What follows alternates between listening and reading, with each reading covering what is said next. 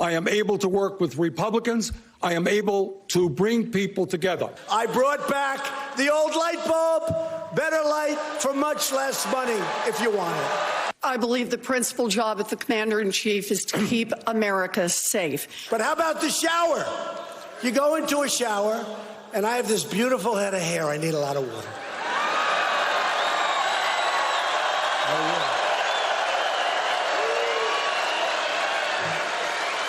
And you go into the shower, right? You turn on the water, drip, drip, drip. The next president is going to be confronted with national security challenges different in scope and in kind from anything we've seen before. But I'm also approving new dishwashers that give you more water so you can actually wash and rinse your dishes without having to do it 10 times. 4, 5, 6, 7, 8, 9, 10.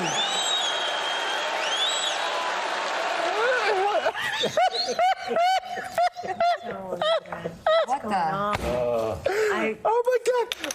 He just says anything. Wow. No, what? What the? Who is running down the street going, oh my God, I did three cycles and my dishes still have smudge on them from last. It's a show. Yeah. It is. It's a circus. You know, I noticed, David Plouffe, I noticed one day that I was off. I've taken one day off in the past 12 years. And the one day I was off. David Plouffe is here. The one day I was off. I know you work so hard. I do, baby. I do. I don't know how I do it.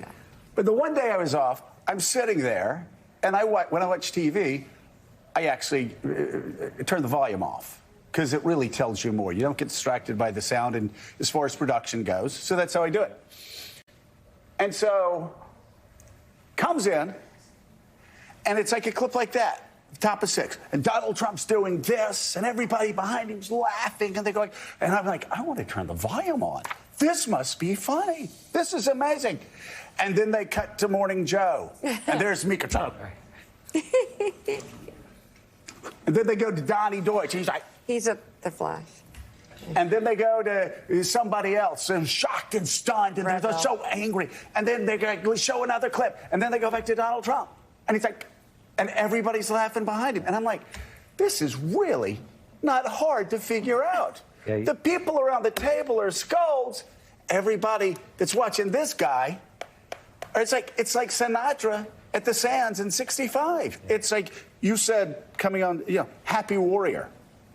He's having a blast out there. That's what they're seeing. Now, I will say, like, you have to do 10 cycles of dishwashing. Is a little bit different than Are You Better Off Than You Were 4 years ago. So oh, my God. Curious case for re-election. But I think, listen, I obviously do not think he's doing a good job of president. No. I don't think he really enjoys being president. He loves campaigning. It's very clear. Mm-hmm. I think the campaign in 16, for a lot of reasons, was they basically didn't have any resources. Right. This is going to be a professional, well-run, killer operation with a guy who loves being out there, the show. So, David, you were one of the few people, and by the way, of course, everybody knows that I mean, none of us around the table who are laughing are suggesting that he's done anything that is, I mean, he's a threat, as we said, to Madisonian democracy. He's a threat to our standing across the world. But we're just talking about the difference between what Trump is getting right stylistically and what Democrats continue to get wrong stylistically. And you look at the clips, and it's Happy Warrior, but you were one of the very few people in the spring of 2016 that said this guy could win. Yeah, well, I was wrong by the end for sure. But yeah, I mean, I think that he won the debate. He won 2 important debates in that election. Who was the biggest change candidate? And now being a much bigger change election than any of us thought. And who's going to fight for you? That's the thing that I think we have to win this time. Anybody who comes off so last night's debates, let's remember, they're having a completely different debate than they'll have in the fall. It's a completely different electorate. It's a bigger electorate. It's people who are paying attention right now. And so whoever comes off that stage as our nominee is going to look stronger than any of them would appear they could right now. Yeah. So if you're a Democrat, that should give you solace. But Trump, his approval rating would suggest a Democrat should be confident. Right. The fact that he's shown no interest in really growing his political base should give you confidence. But his ability to register and turn out voters is going to be historic, I think. And so Democrats are really going to have to hit a high watermark here. And, you know, I think that's why there's so many people undecided right now in Iowa and elsewhere, because people are deathly afraid that Trump could win re-election, and we got to get this right.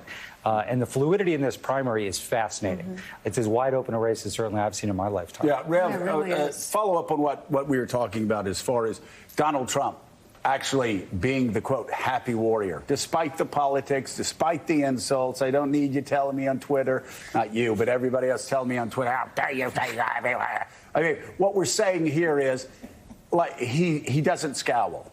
He's going out there. He is still having a good time. Despite every guardrail he drives through. And Democrats have to understand that. And they have to figure out how to meet him on the battlefield, political battlefield, and take him on. I saw no evidence last night that anybody up there knew how to do that. Oh, What about you? my You've God. done this before. You there, Rev? I think you hit right on the head my concern, Joe. As I sat there last night here in Des Moines, I couldn't figure out the other debates, and I've been to them all. The missing quality is that if you are going to be the next president, you've got to take charge and take Donald Trump on. And if you can't take on and take charge in the debate, what gives people the confidence you can do that with Donald Trump? You really must connect with people. People must know you know and feel what they do. But at the same time, you cannot stand up and just go along to get along and think you're going to be the next president. One thing Donald Trump and I used to do is both of us would go to boxing matches. He, of course, was hosting Mike Tyson. I was a friend of Tyson's and the promoters. You don't become champion by just saying, I'll get by this round. You got to take the title. And I didn't see anybody on the stage last night or in the ring that really said, I'm taking charge. I can be president. I can take on Donald Trump, because he is going to come in with that kind of mindset. And I don't see that mindset yet in any of the candidates. So in Morning Joe style, I like to introduce the guests halfway through the segment. Oh, okay, great. Yeah. David And by Plouffe. the way, we haven't even talked about the Red Sox yet. We haven't done Red Sox and yet. we're not We going will. to. David, you were, of course, senior advisor to former President Obama and ran his 2008 campaign. So some free advice from you, if you don't mind, to the candidates who may be watching today. We'll have Senator Klobuchar, Mayor Buttigieg will be on. How are you looking at this race from where you sit? How should they be going after Donald Trump? How should they be dealing with each other, in fact? Because the headline out of last night's debate is that Bernie and Elizabeth went after each other on this story that was introduced by the Warren campaign in a CNN report that Bernie said a woman couldn't win. He denies that report. What do you think as you watch that debate, and how should they sort of tweak the way they're handling the president? Well, their only job is to win the Democratic nomination. So we have to understand this. This is the semifinals. Yeah. And it's 19 days to Iowa. So all that matters is, are they converting enough Iowans? I think the reason the debate last night was so gentle, and the whole race has been gentle, is because there's so many Democrats who haven't decided who they're voting for. So people are afraid of offending somebody, particularly in Iowa, where the second choice reallocation, because the rules there are so important. So when Democrats get concerned about, Sanders and Warren last night like this, I want this race to be tougher. Right. Because whoever's coming out the other end is facing one of the fiercest political combatants in American political history in Trump, for all his other weaknesses. So how do they take a punch? How do they recover? How do they counterpunch? How do they use humor? This is important. But this is all about Iowa now. Right. And so they've got 19 days to close the sale. I think electability is going to drive a lot of the decision-making in Iowa. So I was a little surprised last night. Everybody made their case. I think they all could have made stronger cases and probably differentiated themselves with the field a little bit about why they're the best person to take on Trump and give Democrats a great victory next November up and down the ballot. But it's all about Iowa. And they have their numbers and they have their data and they understand how this is likely to fall out. The other thing, of course, is you've got Bloomberg looming out there. Yep. And I think so much of this race, Bloomberg needs a bunch of things to happen, car crashes in front of him, to give him the opportunity to actually make his case in March. So if Biden were to actually do well enough in the first 3 states to actually win South Carolina, I think it's going to be hard to stop. I think Bloomberg wouldn't have much oxygen at that point. So when you say they should be tougher, you mean with each other on policy? Is well, that what I'd they say need is to be tougher? They're making their own determination. So what I'm saying is when Democrats watched that debate last night and say, I wish they wouldn't attack each other. I mean, this is like child's play so far. Let's not worry about that. And by the way, way, when we get down to 2 or 3 candidates in February and March, it will get tougher by definition. Historic. Listen, Barack Obama was better for the campaign with Hillary Clinton, and he was better for when it got down to the two of them. And some of those debates, as you know, they were throwing haymakers. I mean, they weren't talking about phone calls that they may have had 2 years ago. That's